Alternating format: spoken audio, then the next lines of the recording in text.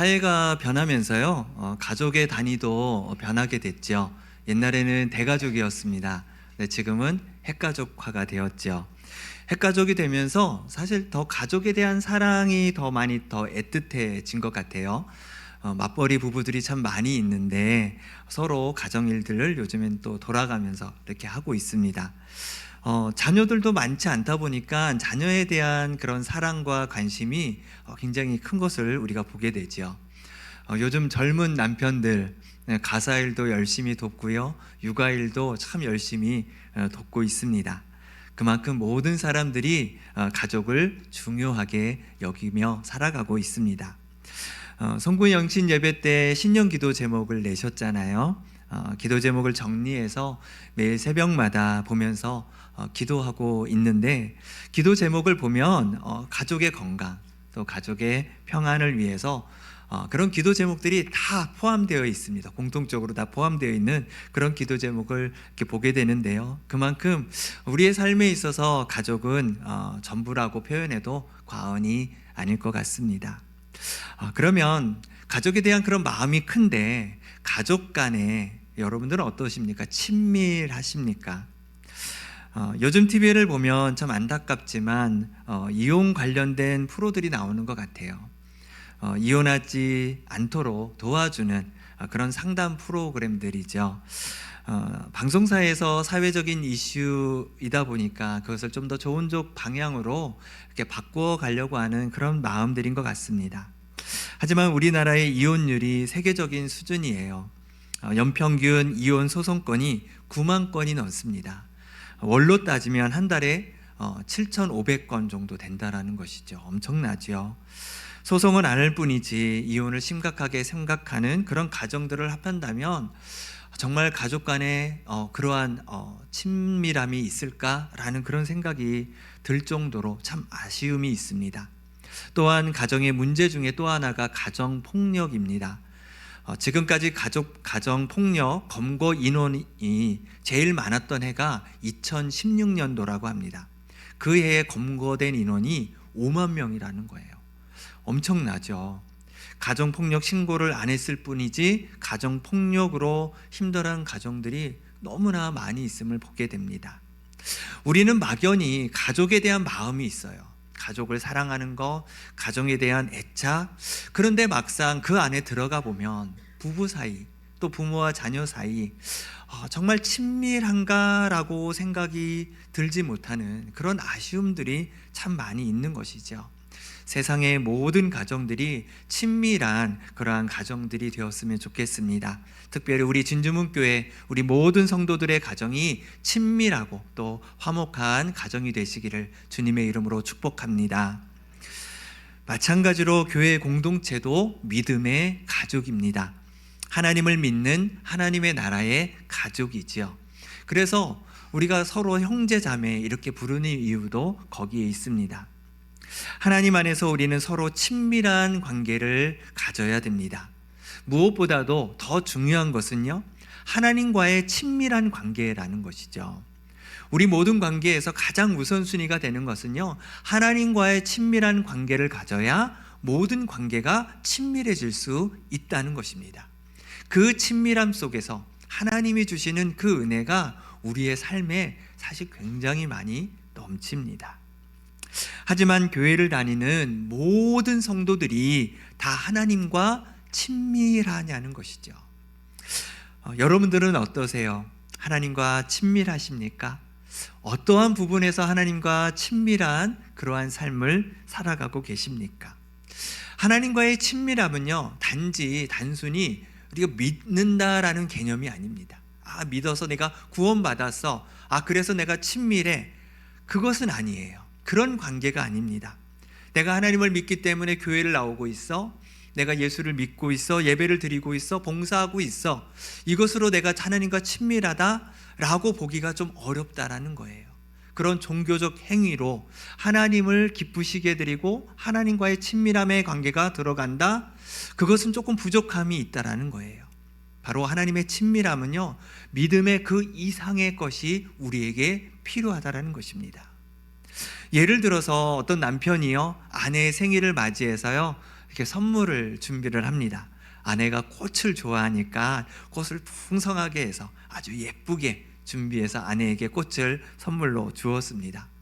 아내는 자신이 좋아하는 꽃을 받았으니까 너무 기쁘죠.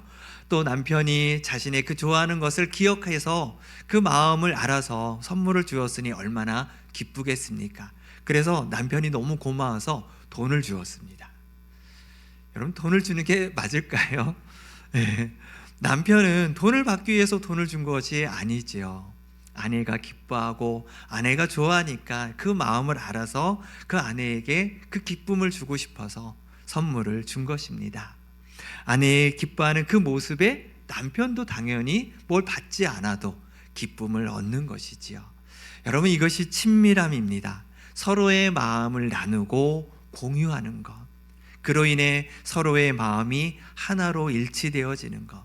그래서 이 친밀함이라는 것은요, 갑자기 만나서 금방 친해지는 것이 결코 아니라는 것이죠.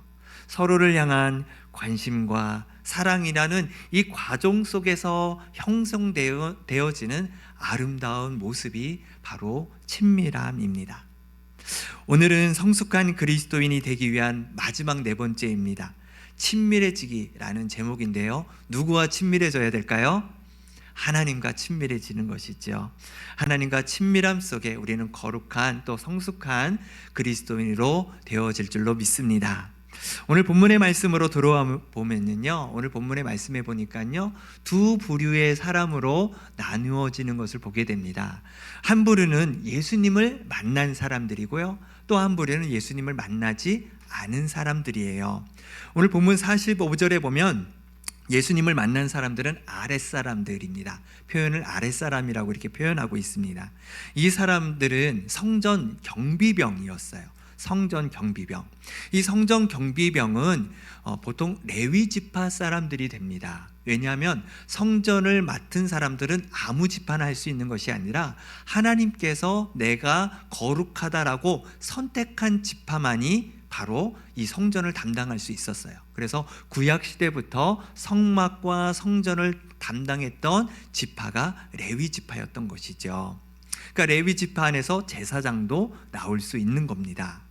이 레위 지파 사람들은 어떨까요? 성전을 담당하는 사람들이니까 그 누구보다도 율법의 말씀, 하나님의 말씀을 잘 알겠지요.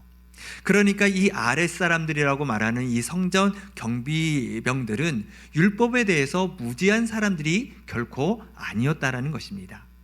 또 하나의 부류는 예수님을 만나지 않은 사람이라고 말씀드렸죠. 이 사람들은 45절에 동일하게 바리새인, 대제사장들 이렇게 표현하고 있는 사람들입니다. 아랫사람이라고 했으니까 대제사장, 바리새인들은 윗사람들이겠죠. 이 사람들은 당시 유대 종교 지도자들이었습니다. 율법을 연구하고 율법을 가르치고 율법으로 재판을 했던 그런 사람들입니다. 스스로 하나님을 잘 아는 사람들이라고 그렇게 자부하고 있던 사람들이 바로 대제사장들, 바리새인들이었다는 것이죠.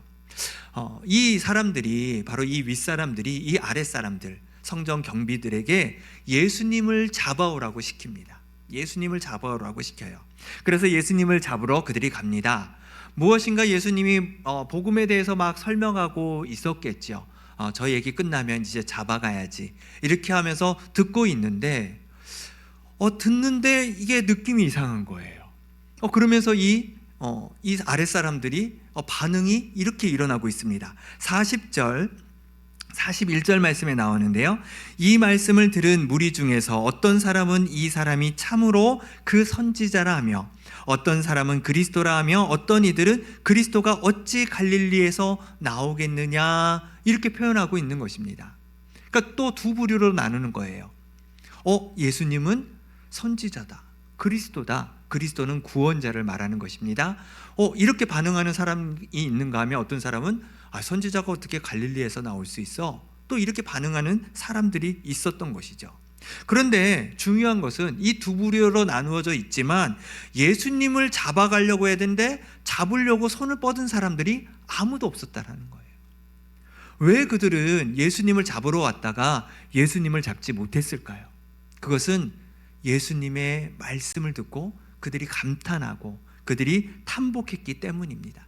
도저히 잡을 수 없는 예수님의 그 말씀에, 그 권위 있는 말씀에 압도당했다라는 거예요. 그러니 그 권위 앞에 예수님을 어떻게 잡아갈 수 있느냐는 것이죠.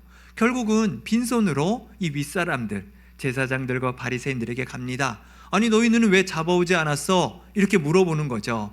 그러니까 이렇게 대답합니다. 46절 말씀에 아랫사람들이 대답하되 그 사람이 말하는 것처럼 말한 사람은 이때까지 없었나이다, 이렇게 말하고 있습니다. 지금까지 이 율법에 대해서 율법학자들과 또 서기관들을 통해서 율법을 배우고 들어봤지만 이런 내용은 처음 들어봤다라는 거예요.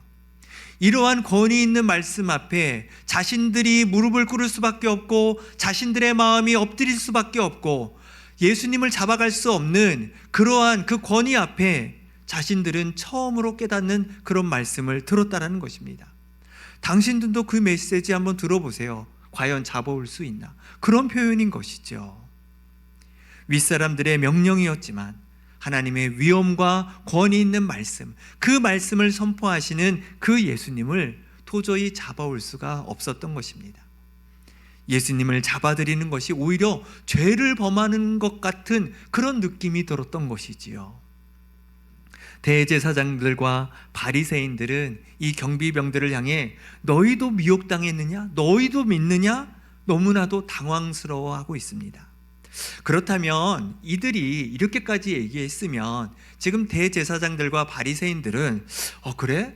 우리도 한번 들어볼까? 좀 이런 신중한 좀 태도를 보였어야 되는 것이죠. 그런데 오히려 그들은 화를 내고 이 아랫사람들을 향해 어리석고 무지하다, 이렇게 저주를 퍼붓고 있는 것입니다. 아까도 말씀드렸지만 이 사람들은 레위 사람들이에요. 율법을 모르는 사람들이 아닙니다. 하나님의 말씀을 모르는 사람들이 아니에요. 그런데 자기와 생각이 다르다라고 무지하다라고 표현하고 있는 것입니다. 그러니까 이 바리새인들 중에 예수님을 만난 사람이 있었던 거예요. 그 사람이 니고데모라는 사람입니다. 이 니고데모는 전에 예수님이 하셨던 말씀과 그 행적들을 듣고 본 적이 있었어요.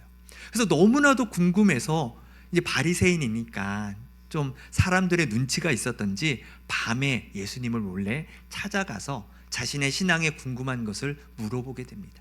그것을 통해서 예수님의 답변을 듣게 되고, 그래서 예수님이 특별한 분이시다라는 것을 알게 됩니다. 그런데 믿어지지는 아직 않은 거예요. 그런데 그 내용들을 묵상하면서 오늘 본문에서 예수님을 옹호하는 장면이 나오게 됩니다.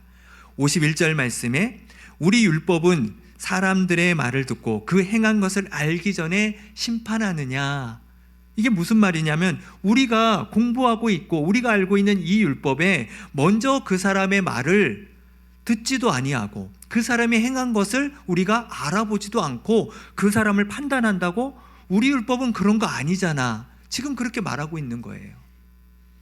이 니고데모가요, 나중에 예수님이 십자가상에서 돌아가시고 그 예수님의 그 시체를, 그 향품을 바르는 그 일에 이 니고데모가 나서는 것을 보게 됩니다.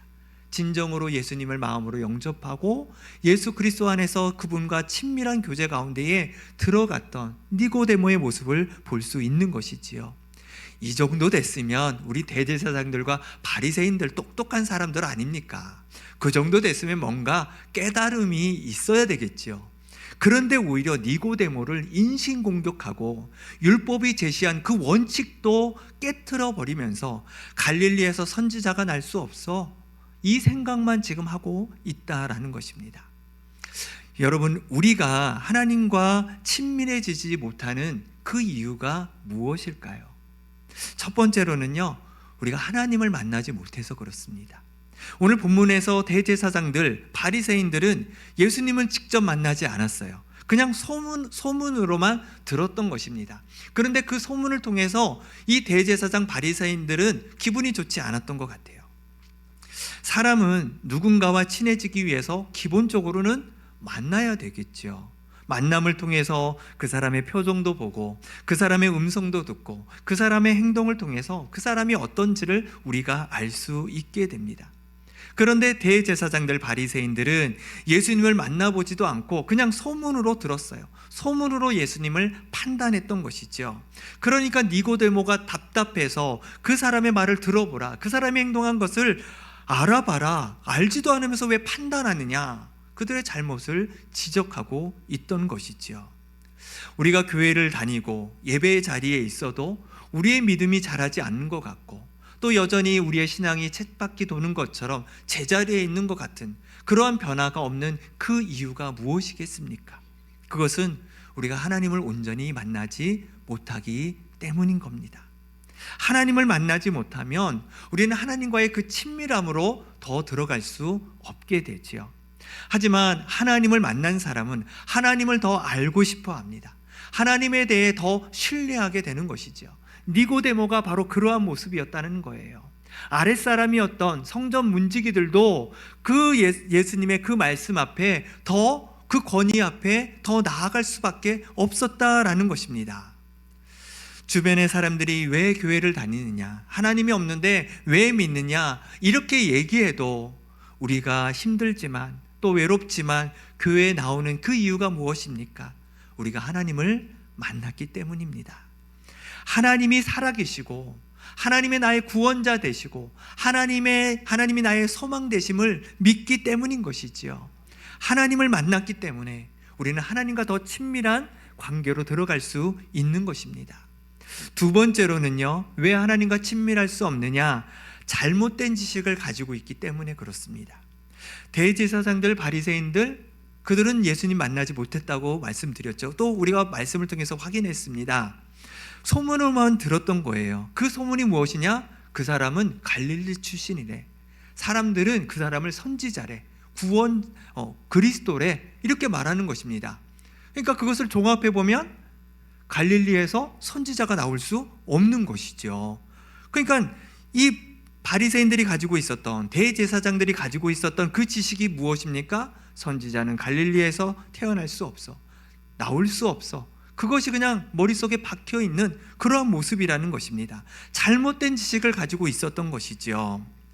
유대인들은 메시아를 기다리고 있었습니다. 메시아가 와서 우리를 로마로부터 구원해주고 우리나라를, 이 민족을 새롭게 하기를 바라는 그런 메시아의 그 예언을 기다리고 있었던 것이죠. 그러다 보니 이 메시아에 관한 자신들만의 무엇인가를 알고 있다라고 생각했습니다. 메시아를 판단하는 어떤 기준에 대해서 자신들만이 알고 있다라고 그렇게 생각하고 있었던 것이죠. 하지만 그것은 추측이었습니다. 정확하지 않은 거예요. 그 정확하지 않은 것을 지식으로 판단하고 있다라는 것입니다. 여러분들에게 한번 여쭤보겠습니다. 여러분, 예수님은 어디서 태어나셨죠? 예. 네, 알고 계시는데, 네. 유대 베들레헴이에요. 베들레헴에서 태어났습니다. 지금 오늘 본문에서도 다윗의 자손 베들레헴에서 태어난다, 이렇게 말한 것처럼 예수님 베들레헴에서 태어나셨습니다. 자라난 곳이 갈릴리 나사렛인 것이죠. 태어난 것은 베들레헴이었지만 그 이후에 자란 곳은 갈릴리 나사렛이었다는 거예요. 그러니까 예수님의 태어난 곳은 베들레헴이 맞는 것입니다. 또 그들은 갈릴리에서 선지자가 날 수 없다라고 말하고 있는데, 갈릴리에 태어난 구약의 선지자들이 생각보다 꽤 있습니다. 어떤 사람들이 있느냐? 물고기 뱃속에 있었던 요나, 나훔, 호세아, 이런 선지자들이 바로 갈릴리 지역 출신이었다라는 거예요. 성경을 잘 안다고 말하는 이 사람들이 잘못된 지식에 쌓여 있어서 그것을 판단하지 못하는 그런 아쉬움이 있는 것을 보게 되지요.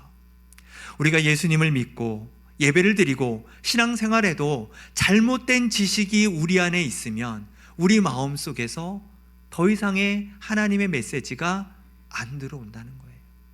여기까지는 허용하는데 그 이상은 안 돼. 더 이상 받아들이지 않는 것이지요. 내가 듣고 알고 있는 것으로 하나님이 내 안에 들어오는 것을 막게 된다는 것입니다. 그러면 우리는 하나님과 더 친밀해질 수 없는 것이지요. 잘못된 지식으로 마음에 선을 긋지 말고 열린 마음으로 우리는 하나님을 받아들여야 될 줄로 믿습니다. 그래야 우리는 하나님과 더 친밀함으로 들어갈 수 있는 것입니다. 그러면 어떻게 해야 우리는 하나님과 더 친밀한 관계를 가져갈 수 있을까요? 이미 몇 가지를 제가 말씀을 드렸죠. 첫 번째는 하나님을 우리가 만나야 됩니다. 우리가 이 세대에서 우리가 하나님을 만날 수 있는 방법은요, 하나님께서 우리에게 주신 성경 말씀입니다. 이 성경 말씀이 하나님의 말씀인 줄로 여러분들 믿으십니까? 아멘, 그렇습니다. 하나님의 말씀임을 우리가 믿고 이 말씀 앞에 우리가 서 있는 것이지요. 성경 말씀을 통해서 하나님은 자신을 드러내고 계세요. 하나님이 누구신지, 하나님이 우리를 어떻게 생각하고 계시는지, 하나님이 우리를 위해서 어떤 일을 하셨는지 성경에 다 기록되어 있다라는 것입니다. 그래서 우리는 하나님의 말씀을 들어야 됩니다. 들을 때 우리는 하나님을 만날 수 있고 하나님을 알 수 있는 것이지요. 성경을 읽는 것도 하나님의 음성을 듣는 것입니다. 우리가 말씀을 읽을 때에 그 속에서 하나님께서 나에게 말씀하시려는 것들이 우리의 생각에 떠오른다라는 거예요. 그리고 우리의 마음이 움직인다라는 것이죠. 이것이 바로 하나님의 음성이라는 것입니다. 말씀을 들어야 됩니다. 말씀을 읽어야 됩니다. 더 나아가서 말씀을 묵상하셔야 됩니다. 그러면 우리는 하나님을 만날 뿐만이 아니라 하나님과 더 친밀한 관계로 들어가게 되는 줄로 믿습니다. 두 번째로는요, 바른 성경적 세계관을 가져야 됩니다.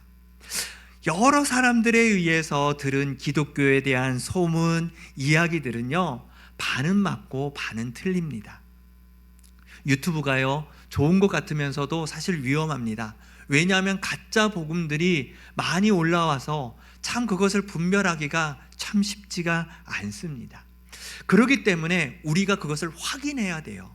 어떻게 확인하느냐? 말씀에 기록되어 있어요. 말씀을 봐야 된다라는 것이죠. 그래서 바른 성경적 지식을 우리가 가져야 됩니다. 그리고 신앙생활에 필요한 신학적 지식도 필요합니다. 신학은요, 목회자만 있는 것이 아닙니다. 우리 모든 성도들도요, 신학을 알 때에 말씀이 더 구체적으로 들어오게 되고요, 어떻게 신앙생활을 해야 될지 바른 태도를 가질 수 있기 때문에 신학도, 기본적인 신학도 공부하시면 훨씬 우리에게 도움이 됩니다. 여러분, 이런 것들을 통해서요, 우리 안에 성경적 세계관이 형성이 되어집니다. 그래서 이런 것들을 하기 위해서 우리가 말씀도 읽고 들어야 되겠지만 말씀을 배우셔야 됩니다. 하나님의 말씀을 우리가 배우는 데에 열심히 해야 됩니다. 제가 설교 때 본문을 많이 좀 해석해 드리려고 많이 노력을 합니다. 그 이유는 본문 설교를 하기 위한 것도 있지만 성경이 어렵잖아요. 성경의 내용들이 참 어렵기 때문에 단어나 문맥이나 어떤 배경적인 그런 지식들도 우리가 좀 알 때에 그 본문이 좀 더 우리에게 쉽고 또 재미있게 다가올 수 있기 때문에 제가 그렇게 말씀을 드립니다. 우리는 말씀을 배워야 됩니다. 그래서 교회에서 성경 공부하는 거, 또 신앙교육이 있으면 우리가 적극적으로 참여해야 됩니다. 2월부터 이제 신방이 시작을 하려고 합니다. 신방이 끝나면 이제 교회 안에서 성경 공부를 좀 하려고 지금 계획 중에 있습니다. 제가 많이 알아서 여러분들을 어떻게 가르칠 수 있겠습니까? 저보다도 연륜도 많으시고 신앙의 경험도 훨씬 더 많으신 분들이 여기 많이 계십니다. 제가 가르치기보다는 목회자라는 그러한 직분으로서의 여러분들의 가르침이겠지요. 그런데 가르치는 것뿐만이 아니라 저도 같이 배우는 것이지요. 여러분들을 통해서도 신앙을 배우는 거고, 여러분들을 통해서도 성경을 우리가 같이 배우고 같이 알아가는 것입니다. 우리는 그 말씀을 배움을 통해서 바로 하나님을 깊게 만날 수 있고 친밀해질 수 있다라는 것이죠. 마지막 세 번째로는요, 하나님과 친밀해지기 위해서는 성령의 도우심이 필요합니다. 하나님은 영이십니다. 우리는 영적인 존재이기도 하지만 육신에 더 가까운 존재예요. 그러다 보니까 영이신 하나님을 우리가 만나기 쉽지 않은 거죠. 그런데 하나님을 만날 수 있고 도와주시는 분이 성령님이세요. 그래서 보혜사라고 말씀하세요. 도우는 자라는 뜻을 가지고 있지요. 성령님은 우리가 영이신 하나님을 만날 수 있도록 도와주시고 인도해 주시는 분이세요. 그런데 성령님도 영이시지요. 진리의 영이세요. 그리스도의 영이세요. 그런데 이 성령님이 어디 계시냐는 거예요. 성령님이 어디 계십니까? 답을 지금 제가 드리고 있습니다. 우리의 마음에 계시죠. 성령님은 우리의 마음에 계십니다. 오늘 본문 38절 말씀을 한번 보시면은요, 나를 믿는 자는 성경의 이름과 같이 그 배에서 생수의 강이 흘러나오리라 말씀하고 계십니다. 나를 믿는 자, 예수님을 믿는 자들에게 배에서 생수의 강이 흘러넘친대요. 이 배는 우리의 마음을 말하는 것입니다. 성경에서 물은요, 성령을 의미하는 거예요. 우리의 마음에서 성령이 흘러넘치는 놀라운 역사가 일어나게 된다는 것입니다. 누구를 만나면요? 예수님을 만나면, 예수님을 믿으면 그러한 역사가 일어난다는 거예요. 주님이 우리 안에 계셔서 우리가 하나님을 더 잘 믿을 수 있도록, 하나님 앞에 더 나아갈 수 있도록, 하나님과 더 친밀할 수 있도록 주의 성령께서 우리와 함께 계신다라고 말씀하고 있는 것입니다. 성령님은 하나님을 더 잘 믿을 수 있도록 우리를 도우시기 위해 보혜사 성령께서 우리 안에 내주에 계셔서 우리가 더 주님과 친밀할 수 있도록 도와주신다라는 거죠. 그런데 우리는 성령을 잘 활용하지 않아요. 성령을 우리가 잘 모르기 때문에 그렇습니다. 성령님은 인격적인 분이세요. 그래서 우리가 성령님께 도움을 요청하고 성령님께 간구하면 성령님께서 우리의 삶을 그렇게 인도해 주신다라는 것이죠. 성령님, 오늘 내가 말씀을 깨닫게 해 주십시오. 성령님, 내가 하나님 앞에 온전한 예배를 드리며 그 속에서 하나님을 알게 해 주십시오. 하나님과 더 친밀한 관계로 들어갈 수 있도록 도와주십시오. 우리가 그렇게 기도할 때에, 간구할 때에 성령은 인격적인 분이셔서 우리를 그렇게 인도해 주신다는 사실을 여러분들 믿으시기를 바랍니다. 사랑하는 우리 진주문교회 우리 모든 성도님들, 하나님을 믿는 것으로 끝나지 마시고, 구원을 받은 것으로 끝나지 마시고, 하나님과 더 깊은 그러한 친밀한 관계로 들어가실 수 있기를 바랍니다. 하나님은 우리가 그렇게 알기를 원하세요. 그 친밀함 속에서 하나님의 뜻을 알기를 원하시고요, 하나님의 계획을 알기를 원하시고요, 또 우리의 마음을 하나님께서 알기를 원하신다라는 거예요. 하나님은 어떤 분이십니까? 하나님은 선하신 분이에요. 어떠한 상황 속에서도 선하신 분이십니다. 하나님은 인자한 분이십니다. 하나님은 자비의 하나님이십니다. 하나님은 사랑이십니다. 우리와 공감하기를 원하시고 하나님의 뜻과 그 계획을 우리에게 공유해 주시기를 원하시는 분이 하나님이시라는 것이죠. 그 하나님과 더 친밀한 만남 속에 이 세상에 돌아가는 모든 모순된 부분들, 그 속에서 하나님의 섭리를 깨달아 알아가는 저와 여러분 될 수 있기를 바랍니다. 올 한 해 하나님과 더 친밀해지셔서 성숙한 믿음, 성숙한 그리스도인으로 살아가는 저와 여러분 될 수 있기를 주님의 이름으로 축복을 드립니다.